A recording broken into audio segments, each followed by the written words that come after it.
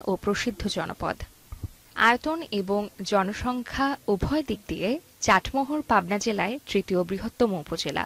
১৯৪৯ সালে এখানে থানা প্রতিষ্ঠিত হয় এবং ১৯৮২ সালে উপজেলা হিসেবে ঘোষণা করা হয়। দর্শনীয় স্থানের মধ্যে চাটমোহরে রয়েছে চাটমোহর শাহী মসজিদ। এটি বাংলাদেশের একটি প্রাচীন মসজিদ। পাবনার অন্যতম প্রধান বাণিজ্য কেন্দ্র চাটমোহর একদা ছিল মোঘল পাঠানদের অবাধ বিচরণভূমি, আর সেই সময়ে ১৫৮১ খ্রিস্টাব্দে আবু ফতেহ মোহাম্মদ মাসুম খাঁ ওরফে মাসুম খাঁ কাবলি একটি মসজিদ নির্মাণ করেন। এটিই আজকের চাটমোহর শাহী মসজিদ, যা মাসুম খাঁ কাবলির শাহী মসজিদ নামেও পরিচিত। এটি বাংলাদেশের একটি প্রত্নতাত্ত্বিক স্থান। প্রায় ৫০০ বছরের ঐতিহ্য নিয়ে আজও ঠাঁই দাঁড়িয়ে আছে ৩ গম্বুজ বিশিষ্ট চাটমোহরের শাহী মসজিদ। শাহী মসজিদটি বাংলার মুসলিম স্থাপত্যে একটি নতুন অধ্যায় সংযোজন করে। এছাড়াও চাটমোহরে রয়েছে সমাজ শাহী মসজিদ। ইসলাম ধর্মকে ছড়িয়ে দিতে বাংলার গৌড়ে আসেন ১২ আউলিয়া। তাদের অন্যতম শায়েখ আশরাফ জিন্দানি রহমতুল্লাহি আলাইহি। তার অনুরোধে পঞ্চদশ খ্রিস্টাব্দে অসাধারণ সমাজ শাহী মসজিদ নির্মাণ করেন শাহজাদা সেলিম। প্রায় ৫০০ বছর ধরে ঐতিহ্য বহন করে আসছে এই মসজিদটি।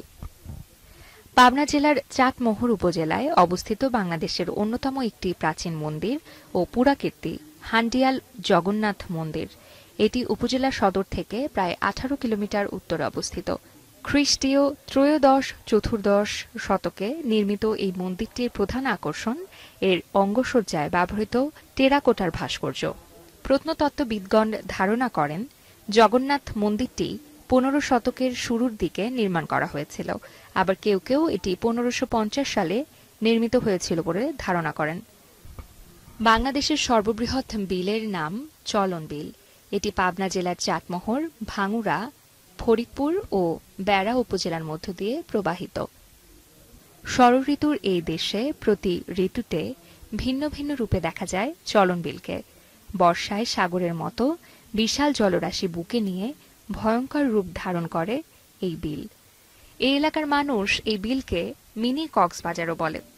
সন্ধ্যায় পানির মধ্যে সূর্য ডোবার দৃশ্যটা খুবই মনোমুগ্ধকর। জলবায়ু পরিবর্তনের প্রভাব পড়ছে চলন বিলের ওপর। চরম হুমকিতে পড়েছে বাংলাদেশের বৃহত্তম এই বিলের জীববৈচিত্র্য। একসময়ের প্রবাহমান বিলটি এখন অনেকটাই পানিশূন্য। এর ফলে হারিয়ে যাচ্ছে বিভিন্ন প্রজাতির পাখি, মাছ ও জলচর প্রাণী। এই বিলের প্রাকৃতিক ভারসাম্য রক্ষায় পরিবেশগত সমীক্ষা করে পরিকল্পিত উদ্যোগ নেয়ার দাবি পরিবেশবাদীদের।